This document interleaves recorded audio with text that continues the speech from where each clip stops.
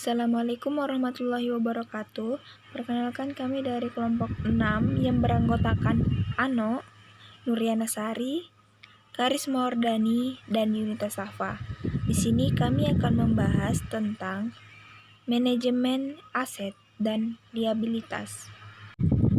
Pengertian manajemen aset dan liabilitas atau yang sering disebut ALMA adalah suatu usaha untuk mengoptimumkan struktur neraca bank sedemikian rupa agar diperoleh laba yang maksimal dan sekaligus membatasi resiko menjadi sekecil mungkin, khususnya di luar kredit.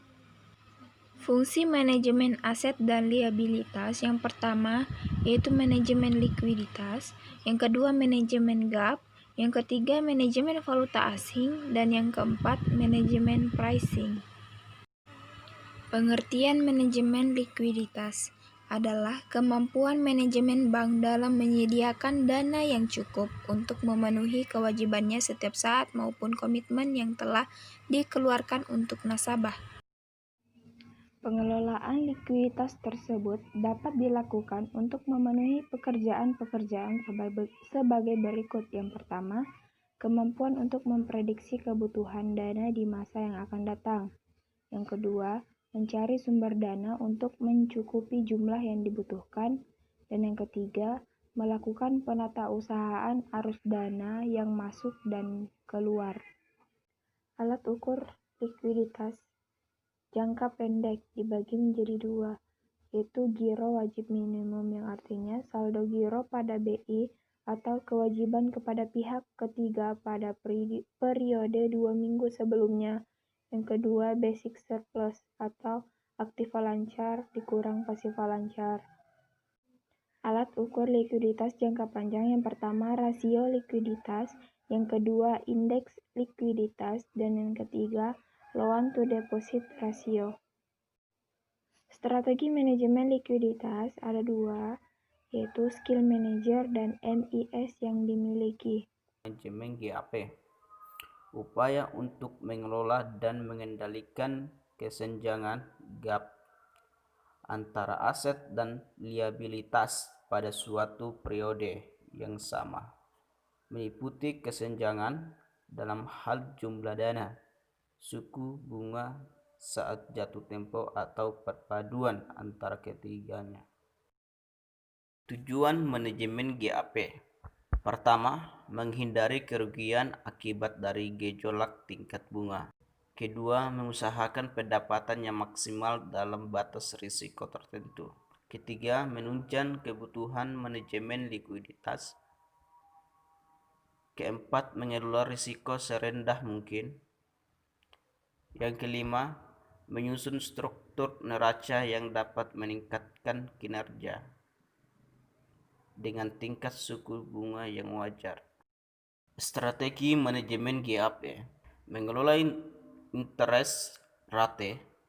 Interest rate manajemen yaitu suatu kegiatan untuk menata interest rate secara simultan antara sisi aset maupun liabilitas sehingga dapat diperkecil dampak negatif perubahan suku bunga dengan memperhatikan jangka waktu, repricing, interest rate, acceleration of change. Manajemen valuta asing adalah suatu kegiatan membeli atau menjual mata uang suatu negara.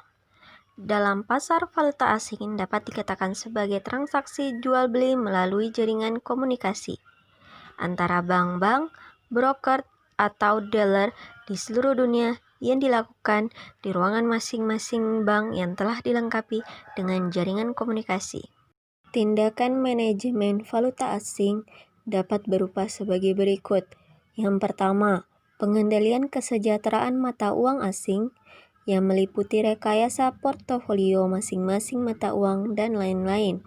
Yang kedua, pengendalian keuntungan neto dari nilai tukar yang meliputi penerapan break-even exchange rate dan lain-lain. Instrumen valuta asing di sini ada 3. Yang pertama, transaksi spot adalah transaksi valuta asing secara tunai di mana penyerahan valutanya dilakukan 2 hari kerja setelah tanggal transaksi dengan nilai tukar yang sudah disepakati. Yang kedua, transaksi forward adalah transaksi valuta asing secara berjangka di mana penyerahan valutanya dilakukan pada suatu tanggal tertentu di kemudian hari. Yang ketiga, transaksi swap adalah pertukaran dua valuta asing yang berbeda melalui penjualan secara tunai dan pembelian kembali secara berjangka. Resiko valuta asing. Resiko valuta asing di sini ada 4. Yang pertama itu resiko mata uang. Ialah bila bank dalam posisi lock atau overbought dalam suatu mata uang dan nilai tukarnya turun atau mengalami depresiasi, maka bank akan menanggung rugi. Yang kedua, resiko likuiditas. Ialah pada saat kewajiban dalam mata uang jatuh tempo lebih cepat dari aktifannya. Yang ketiga, interest rate ialah ada perubahan suku bunga. Yang keempat, credit risk ialah bila nasabah gagal memenuhi kewajiban pada saat kredit jatuh tempo.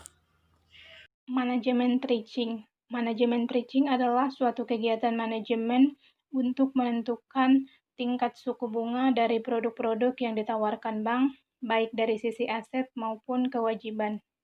Tujuan dari manajemen trading tersebut adalah untuk mendukung strategi dan taktis Alma Bank dalam mencapai tujuan operasional lainnya dan mencapai tujuan penghasilan bank. Faktor penetapan interest rate dibagi 2, kelompok pinjaman dan kelompok simpanan. Kelompok pinjaman, faktor-faktor tersebut adalah cost of funds, premi risiko, biaya pelayanan.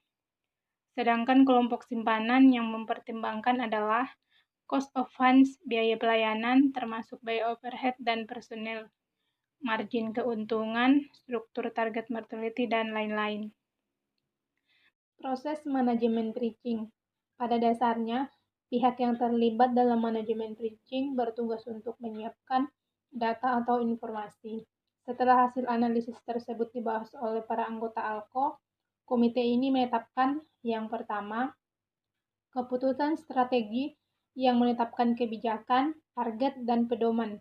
Kunci dari operasionalnya seperti mencapai RAO keseluruhannya, mengatasi tekanan pesaing, dan menarik debitur yang diinginkan, mempertahankan tingkat likuiditas yang ditetapkan, dan mencapai gap profil yang diinginkan serta posisi valuta asing.